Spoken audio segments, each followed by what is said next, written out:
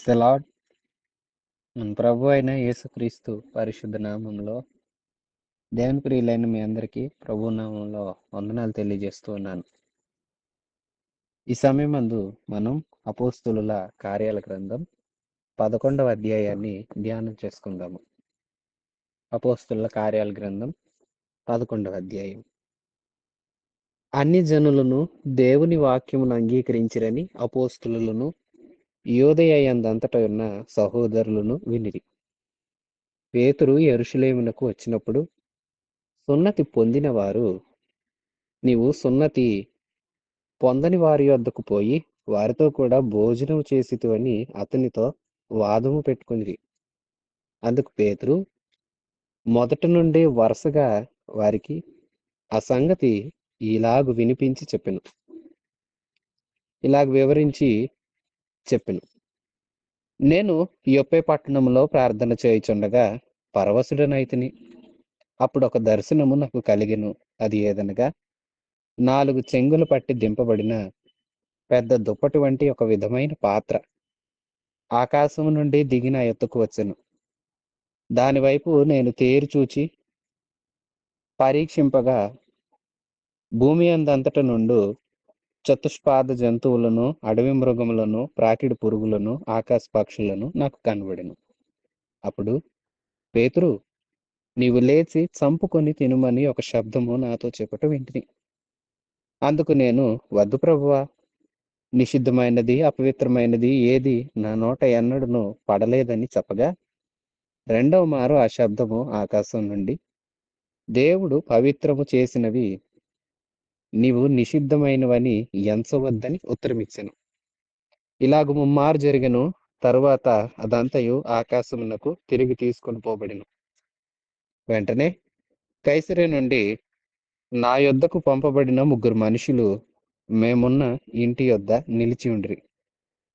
అప్పుడు ఆత్మ, నీవు భేదమేమీ చెప్పక వారితో కూడా వెళ్ళుమని నాకు సెలవిచ్చెను. ఈ 6 సహోదరులు నాతో కూడా వచ్చిరి. మేము కొర్నేలి ఇంట ప్రవేశించితిమి. అప్పుడు అతడు, నీవు యొప్పేకు మనుషులను పంపి పేతురును మారుపేరు గల సీమోనును పిలిపించుము. నీవును నీ ఇంటి వారందరూ ఏ మాటల వలన రక్షణ పొందుదురో ఆ మాటలు అతడు నీతో చెప్పునని తన ఇంట నిలిచి తనతో చెప్పిన యొక్క దేవదూతను చూచిన సంగతి మాకు తెలిపెను. నేను మాట్లాడనారంభించినప్పుడు పరిశుద్ధాత్మ మొదట మన మీదకు దిగిన ప్రకారము వారి మీదకు దిగెను. అప్పుడు యోహాను నీళ్లతో బాప్తిస్మం ఇచ్చెను గాని మీరు పరిశుద్ధాత్మతో బాప్తిస్మం పొందుదురని ప్రభువు చెప్పిన మాట నేను జ్ఞాపకం చేసుకొంటిని. కాబట్టి ప్రభు అయిన యేసుక్రీస్తునందు విశ్వాసముంచిన మనకు అనుగ్రహించినట్టు దేవుడు వారికి కూడా సమాన వరము అనుగ్రహించి ఉండగా దేవుని అడ్డగించుటకు నేనేపాటి వాడనని చెప్పెను. వారు ఈ మాటలు విని మరేమి అడ్డము చెప్పక, అట్లయితే అన్యజనులకును దేవుడు జీవార్థమైన మారు మనస్సు దయచేసి ఉన్నాడని చెప్పుకొనుచు దేవుని మహిమపరిచిరి.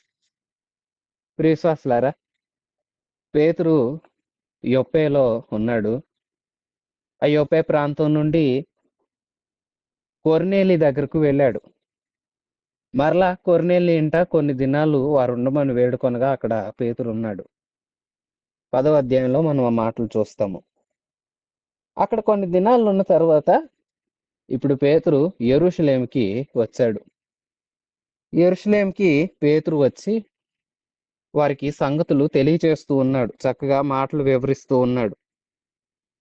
ఎలాంటి విషయాలు అక్కడ జరిగాయో, అన్ని జనులు దేవుని వాక్యాన్ని అంగీకరించారని అపోస్తులు, యూదా దేశమందంతటా ఉన్న సహోదరులు అందరూ విన్నారు. సరే విన్నారు, వీరికి సంతోషం లేదు. చూసారా, వాళ్ళు వాక్యాన్ని అంగీకరిస్తున్నారు, అన్యులు కూడా దేవునిలోనికి వస్తున్నారు అన్న విషయాన్ని బట్టి వారికి అంతగా సంతోషం లేదు. కానీ అది ప్రభు చిత్తం. పేతురుకు కూడా ఇష్టం లేకపోయినా ప్రభు నడిపింపు అది, అందుకోసం నడిచాడు. ఏమన్నంటే వీళ్ళు ఆది నుండి మేము యూదులము, మేము ప్రత్యేక జాతి అని ఇతర జాతి మనుషులను అంటుకోవడం గాని, వారితో సహవాసం చేయడం గాని ఇష్టపడరు. వారు ప్రత్యేకంగా ఉంటారు. మేము దేవుడిని ఆరాధిస్తున్నాం. మా దేవుడు ప్రత్యేకమైన దేవుడు అంటూ, మా దేవుడు మాతో నిబంధన చేశాడంటూ వాళ్ళు చాలా నియమ నిబంధనలు పెట్టుకొని వాళ్ళు తీసుకోవాల్సిన జాగ్రత్తలు తీసుకుంటారు. ఎవరైనా వారి దేవుణ్ణి, వారి మతాన్ని ఇష్టపడి ఏ జాతి వారైనా మతం మార్చుకొని సున్నతి పొందితే మాత్రం వారిని మరలా కలుపుకొని సమానంగా చూస్తారు. మిగతా వారిని మళ్ళా అలాగ చూడరు. అలాంటి స్వభావంతో వీరు మెసులుకుంటూ ఉన్నప్పుడు దేవుని చిత్తం అది కాదు. అందరినీ సృష్టించింది దేవుడే. అన్ని జాతులు ప్రభు నందు ఐక్యం కావాలి. ప్రభు అందరి కోసం ప్రాణత్యాగం చేశాడు. ఈ విషయం ప్రభు చిత్తమని వారు నిదానంగా గ్రహింపులోనికి తెచ్చుకుంటున్నారు. మొదట వారికి ఇష్టం లేదు. అయితే వాళ్ళు సహోదరులందరూ వాక్యం విన్నారు, వాక్యాన్ని అందరూ అంగీకరిస్తున్నారు అన్న విషయం విన్నారు. పేతురు యెరూషలేముకు వచ్చినప్పుడు సున్నతి పొందిన వారు అంటే యూదులైన వారు, నీవేంటి సున్నతి పొందని వారితో వెళ్ళి భోజనం చేసావని వాదం పెట్టుకుంటున్నారు. పేతురు, నువ్వు యూదుడు కదా, అన్యులేంటా నువ్వు ఎట్లా భోజనం చేస్తావు, వాళ్ళేంటా నువ్వు ఎన్నాళ్ళు ఉండటం ఏంటి, ఇలాంటి మాటలంతా పేతురుతో అంటుంటే పేతురు వారికి జరిగిన సంగతి అంతా వివరించి వినిపిస్తూ ఉన్నాడు. ఏమనంటే, సహోదరులారా వినండి, మీకు తెలియందేముంది, నేను పరిచర్య జరిగిస్తూ మన యూదులైన వారికి ఇంకనూ సువార్త ప్రకటిస్తూ నేను ఆయా ప్రాంతాలు సంచారం చేస్తూ వెళ్ళాను. అలాగే యొప్పే అనే ప్రాంతానికి వెళ్ళాను. ఆ పట్టణంలో నేను చర్మకారుడైన సిమోన్ అనే ఒక వ్యక్తి ఇంట దిగాను.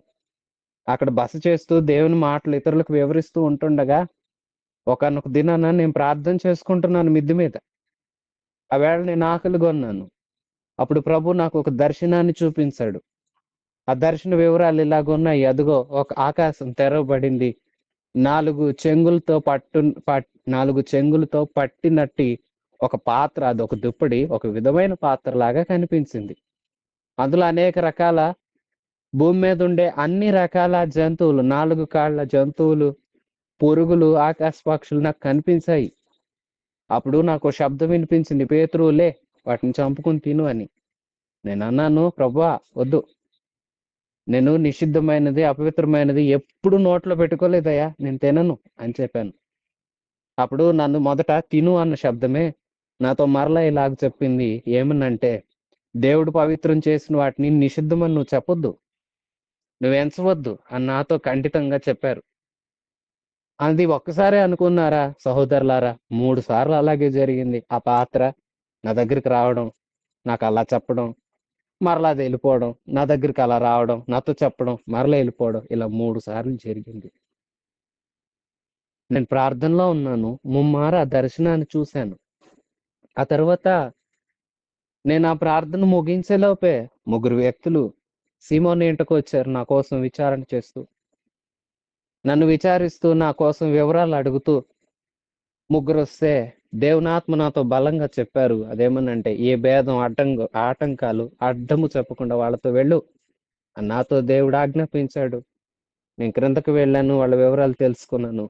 వారితో కూడా నేను, మీరంటున్నారే అన్యునింట భోజనం చేశానని, మీరంటున్నారే అన్యుల ఇంట్లో ఉన్నానని, ఆ అన్యుడైన కొర్నేలి ఇంటికి నేను వెళ్ళాను. వెళ్ళగానే నేను అతన్ని అడిగాను, నైనా ఏంటి, ఎందుకు పిలిపించావని. అతడు నాతో చెప్పాడు, అతనికి దేవదూత కనిపించి అంట, నీవు పలానా పేతుర్ని నీ ఇంటికి ఆహ్వానించు, నీవు నీ ఇంటి వారు రక్షణ పొందటానికి ఏ మాటలు అవసరమో ఆ మాటలు మీతో పేతురు చెప్తాడు అని కొర్నేలికి దేవుని దూత తెలియజేశారంట. అందుకు ఆ కొర్నేలి దేవుని దూత మాట విని యొప్పేలో ఉన్న నన్ను పిలిపించుకున్నాడు తన ఇంటికి. అందుకు వెళ్ళాను సహోదరులారా. వెళ్ళి నేను వారితో ఇలాగ మాట్లాడుతూ ఉంటుండగా, నేను రక్షణ సువార్తను వారికి ప్రకటిస్తూ ఉంటుండగానే మనం మొదట అదిగో పెంతెకోస్తు దినాన మేడగదిలో ఉండి ఆత్మవరాన్ని పొందుకున్నామే, ఆ వరమే దేవుడు వారికి కూడా ఇచ్చాడు. మీకు అర్థమవుతుందా? నేను కాదు కదా వరం ఇచ్చింది, దేవుడే మనకి ఇచ్చిన వరం వాళ్ళకి మనతో సమానంగా ఇస్తే దేవుడికి నేను ఆటంకం చెప్పడానికి నేనే పాటివాడిని? మీరెందుకు ఇట్లా వాదనలు పెడుతున్నారు? మొదట నేను అది మన వరకే పరిమితం అనుకున్నాను. కానీ దేవుడు నాకు దర్శనం చూపిస్తేనే నేను వెళ్ళాను. నన్ను దేవుడు వెళ్ళమంటేనే వెళ్ళాను. అక్కడ నేనున్నాను. ఎందుకు ఉండవలసి వచ్చిందంటే వారి మీద కూడా ఆత్మవరం ప్రసాదించబడింది. పరిశుద్ధాత్ముడు మన మీదకి దిగి వచ్చినట్లుగా వారి మీదకి కూడా ఆ ప్రాంతంలో అన్యుల దగ్గర కూడా దిగి వచ్చాడు. వారు ఆత్మవరాన్ని పొందుకున్నారు. వారికి నేను ఇంకా 4 మాటలు చెప్పాలని వారు నన్ను ఉండమంటేనే ఉన్నాను అని చెప్తుంటే వాదనలు పెట్టుకున్న వారందరూ ఇప్పుడు అంటున్నారు, అవునా? అట్లయితే దేవుడే అన్యులకు కూడా జీవార్థమైన మారుమనసును దయచేస్తున్నాడు. వారు నిత్య జీవం పొందుకోవడానికి అవసరమైన మారుమనస్సు. ప్రియశ్వాసులారా, నిత్య జీవానికి అవసరమైన మారుమనస్సు దేవుడు అనుగ్రహిస్తూ ఉన్నాడు. నీవు నేను నిత్య జీవం చేరాలంటే, యుగ యుగాలు ప్రభుతో ఉండాలంటే, నిత్యము బ్రతికి ఉండాలంటే, ప్రభుతో కూడా ఉండాలంటే, ఆనందంగా ఉండాలంటే, పరలోక రాజ్యమందు ఉండాలంటే మారు మనస్సు అవసరం. నీ మనస్సు మారిందా? పాత రోత ప్రాచీన పాపపు స్వభావాన్ని విడిచి నీ మనస్సు నూతనంగా నవీనముగా క్రొత్తగా చంటి బిడ్డ లాంటి కల్మషం కపటం లేని మంచి మనస్సాక్షిని నువ్వు పొందుకున్నావా? మనసు మార్చుకున్నావా? వారికి దేవుడే అనుగ్రహించాడు, అందుకు దేవునికి స్తోత్రం అంటూ సహోదరులందరూ దేవుణ్ణి మహిమపరిచారు. పేతురు అలాగూ తనకి ఎదురైన సంగతులు తెలియచేశాడు. ఇప్పుడు వారికి తెలిసింది, దేవుడు అన్యులను కూడా కలుపుకోవాలనుకుంటున్నాడు. వీరు అనుకున్నారు యూదుల వరకే పరిమితం అనుకున్నారు. కానీ దేవుని ప్రణాళిక విస్తరించింది. యూదులకు సువార్త చెప్తున్నారు అపోస్తులు. 7గురిలో ఒకడైన ఫిలిప్పు సమరయకు వెళ్ళాడు. సమరయులు అంటే సగం యూదులు, సగం వేరే జాతి. అంటే వాళ్ళు రెండో మెట్టు. ఇంకా వారిని కూడా దాటి నిత్యంలో మూడో మెట్టుగా దేవుడు కొర్నేలియంట తన ఆత్మను ప్రసాదించి పేతురుని నిలబెట్టుకొని వాక్యం ప్రకటన చేసి అన్యులకు కూడా తన శరీరం అనేది సంఘంలోనికి ఆహ్వానించాడు. ఇప్పుడు క్రీస్తు దగ్గరికి అందరూ రాగలుగుతున్నారు. వాళ్ళు యోధ మతంలోకి వస్తేనే దేవుని దగ్గరకు రాగలరు అనుకున్నారు అప్పుడు దాకా. యోధ మతంలోనికి రావాలంటే మాట, చేతలు, విధానాలు అన్నీ మారాలి. పురుషులైతే సున్నతి పొందాలి.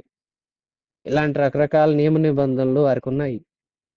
వారు అవన్నీ పాటించి యూద మతాన్ని అంగీకరిస్తేనే వాళ్ళ దేవుళ్ళలో వాళ్ళకు పాలు ఉంటుంది, వారు కూడా యూదులుగా పరిగణించబడతారని వాళ్ళు ఎప్పటిదాకా నమ్ముతూ వచ్చారు.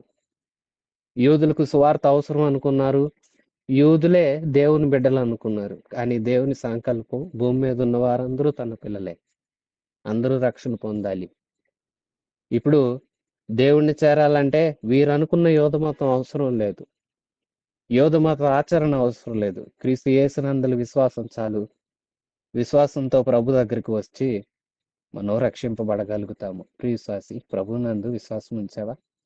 నీ మనసు మార్చుకున్నావా? మారు మనస్సు, నూతనమైన మనస్సును నువ్వు పొందుకున్నావా? పాపాలు విడిచిపెట్టావా? ప్రభుని నీ సొంత రక్షకుడిగా అంగీకరించావా? బాప్తిస్మం పొందావా? పరిశుద్ధాత్మ వరంతో నింపబడ్డావా?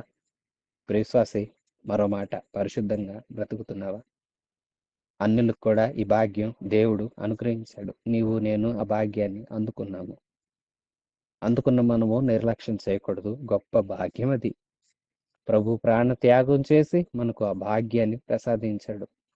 ఏ భేదం లేదో, అందరూ పాపం చేసి దైవ మహిమను కోల్పోయిన మహిమను తిరిగి అందరికీ దయచేయడానికి ప్రభు తన మహిమను విడిచిపెట్టి మానవ శరీరాన్ని ధరించుకొని భూమి మీద మనిషిగా జీవించి శ్రమను అనుభవించి శిలువనందు మరణించి సమాధి చేయబడి 3వ దినాన మృత్యుంజయుడిగా తిరిగి లేచి పరిశుద్ధుడిగా తండ్రి వద్దకు వెళ్ళి తిరిగి మనందరి కోసం, పరిశుద్ధులుగా ఉన్న వారి కోసం రాబోతున్నాడు.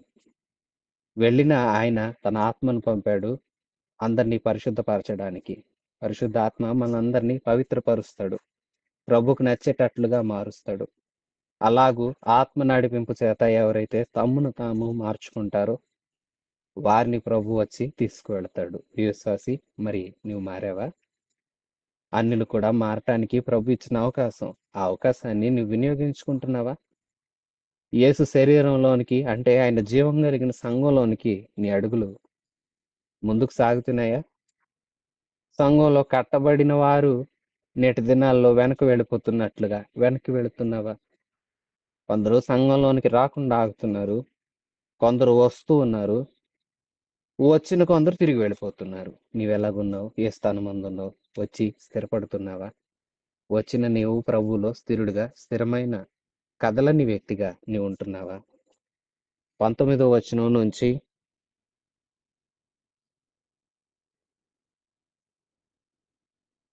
స్టెఫను విషయంలో కలిగిన శ్రమను బట్టి చెదరిపోయిన వారు యూదులకు తప్ప మరి ఎవరికి వాక్యము బోధింపక ఫీనికే, కుప్ర, అంతియొకయ ప్రదేశముల వరకు సంచరించిరి. కుప్రీయులు కొందరును కురేనీయులు కొందరును వారిలో ఉండిరి. వీరు అంతియొకయకు వచ్చి గ్రీసు దేశపు వారితో మాట్లాడుచు ప్రభువైన యేసును గురించిన సువార్త ప్రకటించిరి. ప్రభు హస్తము వారికి తోడయుండెను గనుక నమ్మిన వారు అనేకులు ప్రభు తట్టు తిరిగిరి. వారిని గూర్చిన సమాచారం యెరూషలేములోనున్న సంఘపు వారు విని బర్నబాను అంతియొకయ వరకు పంపిరి. అతడు వచ్చి దేవుని కృపను చూచి సంతోషించి ప్రభువును స్థిర హృదయముతో హత్తుకొనవలెనని అందరినీ హెచ్చరించెను. అతడు పరిశుద్ధాత్మతోనూ విశ్వాసముతోనూ నిండుకొనిన సత్పురుషుడు. బహుజనములు ప్రభువు పక్షమున చేరిరి. అంతటా అతడు సౌలును వెదకుటకు తార్సునకు వెళ్లి అతన్ని కనుగొని అంతియొకయకు తోడుకొని వచ్చెను. వారు కలిసి 1 సంవత్సరం అంతయు సంఘములో ఉండి బహుజనములకు వాక్యమును బోధించిరి. మొట్టమొదట అంతియొకయలో శిష్యులు క్రైస్తవులు అనబడిరి. ప్రియవిశ్వాసులారా, అలాగూ యెరూషలేములో ఉన్న వారికి పేతురు సమాచారాన్ని తెలియచేస్తూ వచ్చాడు.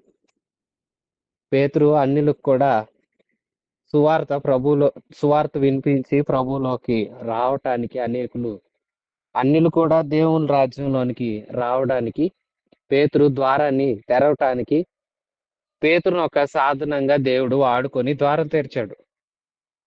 ఇప్పుడు పేతురు ఎలాగైతే అన్యులకు సువార్త ప్రకటించాడో అలాగే మరికొందరు వ్యక్తులు దేవుని విషయాలు తెలుసుకున్నారు. మొదట్లో వాక్య పరిచర్య యూదుల వరకే పరిమితమైంది. ఆ తర్వాత ఫిలిప్పు సమరయ వరకు తీసుకువెళ్ళాడు. తర్వాత దేవుడు పేతురుని పంపి కొర్నేలి ఇంటకు సువార్తను అందించాడు. ఆ తర్వాత యూదుల్లో మరికొందరిని దేవుడు ప్రేరేపించి అన్యులకు కూడా సువార్త అందేలాగా చేశాడు. అప్పుడు వింటున్న వారు అనేకులు ప్రభువు వైపు తిరుగుతూ ఉన్నారు. తమ మనసు మార్చుకుంటున్నారు. వాక్యానికి చెవినిస్తున్నారు. దేవుని కృప అక్కడ బలంగా పనిచేస్తుంది. అది అంతియొకయ అనే ప్రాంతం. మధ్యధరా సముద్రానికి ఇంచుమించు 25 కిలోమీటర్లు దూరంలో ఉంటుంది ఈ ప్రాంతం. ఇది ప్రభు యొక్క పరిచర్య సేవా కేంద్రం, రెండో సేవా కేంద్రంగా మనం చెప్పొచ్చు. దేవుని సేవ యెరూషలేములో బలంగా జరిగింది. ఆ తర్వాత ఆదిమ సంఘంలో అంతియొకయది కూడా ప్రత్యేకమైన స్థానమే. యెరూషలేము ఎంతగా సేవకు కేంద్ర స్థానంగా వాడబడిందో అంతియొకయ కూడా అలాగే వినియోగించబడింది. ఈ అంతియొకయ అనే ప్రాంతంలోనే మొట్టమొదట దేవుణ్ణి వెంబడిస్తూ ఉన్న శిష్యుల్ని, యేసుక్రీస్తుని విశ్వసించిన వారిని క్రైస్తవులు అని పిలిచారు. క్రైస్తవులు అంటే క్రీస్తుని వెంబడించువారు, క్రీస్తువారు. వీరు క్రీస్తుని అనుసరిస్తారు. ఈ అంతియొకయ ప్రాంతంలో ఇలాగూ సువార్త విస్తరించి అనేకులు దేవుని వైపు తిరుగుతున్నారని ఈ సమాచారం యెరూషలేము వరకు వెళ్ళింది. యెరూషలేములో ఉన్న సంఘ పెద్దలకు, అపోస్తలులకు ఈ సమాచారం తెలిసినప్పుడు వారు బర్నబాను ఎంపిక చేసి, బర్నబా నీవు అంతియొకయకు వెళ్ళు అని పంపించారు. ఇప్పుడు అంతియొకయలో ఏర్పాటైన సంఘానికి బర్నబా పాస్టర్గా వ్యవహరించడానికి ఆయన వచ్చాడు. వచ్చిన ఈ బర్నబా దేవుని మాటలు బలంగా చెప్తూ వారు ఏ ప్రభువునైతే విశ్వసిస్తున్నారో, ఏ వాక్యాన్ని విని పట్టబడ్డారో ఇప్పుడు వారికి సూటిగా హెచ్చరించాడంట. ఏమనంటే స్థిర హృదయం గలవారై ప్రభువులో నిలకడగా ఉండండి. స్పష్టంగా చెప్తున్నాడు, మీరు స్థిర హృదయం కలివారై ఉండాలి. మీ మనసు చెదిరిపోకూడదు. స్థిర హృదయంతో ప్రభువుని హత్తుకోండి అని వారిని హెచ్చరించాడంట. మీరు ప్రభువుని ఇప్పుడు వెంబడించడానికి వచ్చారు. ప్రభువుని గురించి తెలుసుకున్నారు. ఆయన శిలువ త్యాగాన్ని, ఆయన పునరుత్థానాన్ని మీరు తెలుసుకున్నారు. ఆయన పాపాల కోసం మరణించాడని, అందరినీ తిరిగి లేపే దేవుడుగా ఉన్నాడు, ఆయన తిరిగి లేచాడని, ఆయన పునరుత్థానుడని మీరు తెలుసుకున్నారు. ఆయన నందు విశ్వాసం ఉంచిన వారు చనిపోయినా తిరిగి బ్రతుకుతారు. పునరుత్థానంలో వారు పునరుత్థానంలో అవుతారు. ప్రభువులాగా వారు కూడా లేపబడతారు. లేపబడిన వారు ప్రభుతో కూడా ఉంటారు అని తెలుసుకొని, పాపాలు ఒప్పుకొని విడిచిపెట్టి బాప్తిస్మం పొందే దిశగా మీ అడుగులు పడ్డాయి. మంచిది. పడ్డ విశ్వాసులారా, ప్రభునందు వచ్చిన వారులారా, ప్రభులోనికి చేర్చబడి సంఘంగా మారుతున్న ఓ విశ్వాసులారా, స్థిరత్వాన్ని కలిగి ఉండండి. వెనకంచి వేయవద్దు. ఈనాడు చేపట్టిన ఈ ప్రభువుని మీ కడ వరకు విడవద్దు. ఆయన రాకడ వరకు, లేదా మనం భూమి మీద నుండి వెళ్ళిపోయే సమయం వచ్చే వరకు కూడా మనం ప్రభువుని విడిచిపెట్టకూడదు. స్థిరంగా ఉండండి. ప్రభువుని హత్తుకుని బ్రతకండి అని హెచ్చరిస్తూ ఆ సంఘంలో పరిచర్య చేస్తూ ఉన్నాడు. తను అనుకున్నాడు, ఇంకొక సహాయకంగా మరొక కాపరి ఈ సంఘానికి ఉంటే బాగుండు నాతో పాటు అనుకుని తార్సుకు వెళ్ళి అక్కడ సౌలుని కనుగొని సౌలుని కూడా అడిగాడయ్యా, అంత్యోక్యలో నేను పరిచర్య చేస్తున్నాను, నాతో కూడా ఉండు గాని మనం కలిసి పరిచర్ను దేవుని కోసం బలంగా వాడబడదామని సౌలుని అడిగితే, సౌలు మొదట ఒప్పుకపోయినా తరువాత ఏకీభవించి వచ్చాడు. ఇప్పుడు సౌలు బర్నబా కలిసి ఇంచుమించు సంవత్సర కాలం పాటు అంత్యోక్య సంఘంలో ఉండి బలముగా బహుజనులకు ఉపదేశాలు చేస్తూ దేవుని మాటలను, రక్షణ సువార్తను ప్రకటిస్తూ అనేకుల్ని విశ్వాసమందు బలపరుస్తూ ప్రభు యొక్క రాజ్యానికి సిద్ధపరిచారు. వీరు బలమైన పరిచర్య జరిగించారు. నిజంగా బర్నబా వాడబడ్డాడు. బర్నబాను గురించి ఇక్కడ కొన్ని మాటలు రాస్తున్నాయి. బర్నబా ఎవరయ్యా అంటే అతడు మంచివాడని, అలాగే అతడు సత్పురుషుడు, మంచి వ్యక్తి అని రాయబడింది. అతడు విశ్వాసం గలవాడు దేవునిలో. అంతేకాదు అతడు మంచి వ్యక్తి. మంచి వ్యక్తిగాను, దేవుణ్ణి నమ్మిన వ్యక్తిగాను, దేవుని యందు ఉన్న వ్యక్తిగాను, విశ్వాసం ఉంచిన వ్యక్తిగాను మనం అతన్ని చూస్తాము. పరిశుద్ధాత్మతోను విశ్వాసంతోను నిండుకొన్న సత్పురుషుడు. బహుజనుల ప్రభు పక్షాన చేరటానికి కారకుడయ్యాడు. బర్నబా చక్కటి పరిచర్య చేశాడు. తార్సు సౌల్ని వెంట పెట్టుకుని వచ్చి ఇరువురు కలిసి చక్కటి పరిచర్య అంత్యోక్యలో చేశారు. యెరూషలేంలో ఎలాగైతే సంఘం విస్తరిస్తూ వచ్చిందో ఈ అంత్యోక్యలో కూడా సంఘము విస్తరిస్తూ వచ్చింది. 27వ వచనం. ఆ దినముల యందు ప్రవక్తలు యెరూషలేములో ఉండి అంత్యోక్య వరకు వచ్చిరి. వారిలో అగబు అను ఒకడు నిలవబడి భూలోకమంతటా గొప్ప కరువు రాబోచున్నదని ఆత్మ ద్వారా సూచించెను. అది క్లౌదియ చక్రవర్తి కాలమందు సంభవించెను. అప్పుడు శిష్యులలో ప్రతివాడును తన శక్తి కొలది యూదయలో కాపురమున్న సహోదరులకు సహాయము పంపుటకు నిశ్చయించుకొనెను. అలాగు చేసి బర్నబా, సౌలు అను వారి చేత పెద్దల యొద్దకు దాన్ని పంపిరి. ప్రియులారా, అంతేకాదు ఆది సంఘం అయిన ఈ అంత్యోక్యలో, యెరూషలేములో కూడా మనం అదే చూస్తాము. ప్రభువును విశ్వసించిన వారు ఏక హృదయం గలవారే, వారికి కలిగింది సమిష్టిగా ఉంచుకున్నారని, చరస్థిరాస్తులను అమ్మి అపోస్తుల దగ్గరికి తీసుకొచ్చారని, వారు అక్కరలో ఉన్న వారికి వాటిని పంచిపెట్టి ప్రతివారు క్షేమంగా సుభిక్షంగా ఉన్నట్లుగా మనం చూసాము. ఇక్కడ అంత్యోక్యలో కూడా అలాంటి పరిస్థితి వచ్చింది. ఒక వ్యక్తి, యెరూషలేము నుండి వచ్చిన ప్రవక్తల్లో ఒక వ్యక్తి ఉన్నాడు. ఆయన పేరు అగబు. నిలిచి ప్రవచించాడు, భూమి అంతటా కరువు రాబోతుంది అని. ఈ కరువు క్లౌదియ చక్రవర్తి కాలంలో వచ్చింది. క్రీస్తు శకం 41 నుంచి 54 సంవత్సరం వరకు ఈ చక్రవర్తి పరిపాలన కొనసాగింది. ఇతను రోమన్ చక్రవర్తి. ఆ చక్రవర్తి కాలంలో ఈ కరువు వచ్చింది అని లేఖనాలు సెలవిస్తూ ఉన్నాయి. అలాంటి కరువు కాలాన ఈ విశ్వాసులు అంత్యొకయ విశ్వాసులందరూ బలముగా వారి శక్తి కొలది అక్కరలో ఉన్న తమ సహోదరుల కోసం, యోదయ ప్రాంతంలో ఉన్న తమ సహోదరులైన వారి కోసం సహకార నిధిని ఏర్పాటు చేసుకొని ఆ యొక్క ధనాన్ని లేదా వారు ఏదైతే సిద్ధం చేశారో ఆ సిద్ధపరిచిన దాని అంతటిని సౌలుకి బర్నబాకు ఇచ్చి పెద్దల దగ్గరికి దాన్ని పంపారు.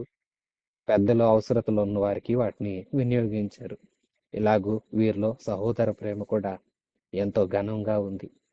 నేడు ప్రేమ లేదంటారా? అయితే ఒకటే, అక్రమము విస్తరించింది. అక్రమము విస్తరించుట చేత అనేకుల్లో ప్రేమ చల్లారిపోతుందని మనం లేఖనాలు చదువుతాము. ఈవేళ ప్రేమ కనుమరుగవుతుందంటే అక్రమము విస్తరిస్తుందనే కదా అర్థం. ఆనాడు ప్రేమ సమృద్ధిగా ఉందంటే అక్కడ అక్రమం లేదు, క్రమం పనిచేసింది. క్రమము ఆత్మతో నింపబడిన వారిలోనే ఉంటుంది. దేవుని ఆత్మ పొందుకున్న వారే క్రమంగా ఉంటారు. ప్రతి విషయంలో తమను తాము క్రమశిక్షణతో నడిపించుకుంటారు. ఆత్మ లేని వారు చంచల మనసుతో ఎలాగైతే ఏముంది, ఏమైతే ఏమైతుంది అనుకుంటారు. ఆత్మ గలవారు ప్రతి విషయంలో క్రమాన్ని వ్యవహరిస్తారు, సహనాన్ని పాటిస్తారు, సమయోచితంగా నడుచుకుంటారు. ప్రియసాసి, ఇది సంఘం యొక్క లక్షణం. సంఘం దేవుని ఆత్మతో నింపబడి ఆత్మ ఎలాగైతే ఏ క్రమశిక్షణలో అయితే ఆత్మదేవుడు నడిపిస్తూ ఉన్నాడో ఆ క్రమంలో సంఘం నడవాలి. ఏ సంఘంలో అయితే పరిశుద్ధాత్మ బలంగా పనిచేస్తూ ఉంటాడో ఆ సంఘంలో క్రమశిక్షణ ఉంటుంది, సహోదర ప్రేమ ఉంటుంది, ఐక్యత ఉంటుంది, నూతన జీవం ఉంటుంది.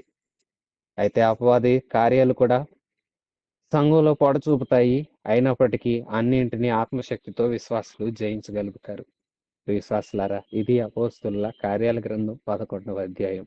ఇందులో యెరూషలేముకి తిరిగి వచ్చిన పేతురు తాను ఎలాంటి విషయాలైతే చూశాడో సంగతులంతా సహోదరులకు వివరిస్తున్నాడు. నాకు దర్శనం ప్రభు అనుగ్రహించాడు, అన్యులకు సువార్త ప్రకటించమన్నాడు. అందుకే నేను ప్రకటిస్తున్నాను, ప్రకటించాను, వారితో ఉన్నాను అంటున్నాడు. ప్రియవిశ్వాసులారా, నిజమే, దేవుడు ద్వారాలు తెరిచాడు. అన్యులైన వారికి కూడా ప్రవేశాన్ని ఏర్పాటు చేశాడు. మతము కాదు, మతము మృతము. ఇది సజీవ ఉద్యమము. ప్రభు దగ్గరికి మనల్ని నడిపిస్తుంది, శుద్ధీకరణ దిశగా నడిపిస్తుంది. ఆత్మదేవుడే సారథి అయి ఈ ఉద్యమాన్ని కొనసాగిస్తూ ఉన్నాడు. నాటి నుండి నేటి వరకు సువార్త విస్తరిస్తుంది. అనేకులు ప్రభు దగ్గరకు వస్తున్నారు. అద్భుత కార్యాలు, మహత్ కార్యాలు కాదు, ఈ ఉద్యమానికి సజీవ సాక్ష్యం ఏంటంటే మారుతున్న వ్యక్తులు. చెడ్డ నుంచి మంచికి మారుస్తుంది దేవుని శక్తి. దేవుని ఆత్మశక్తితో ఎలాంటి కార్యాలు జరుగుతున్నాయంటే విస్తరిస్తూ ఉంది సంఘం.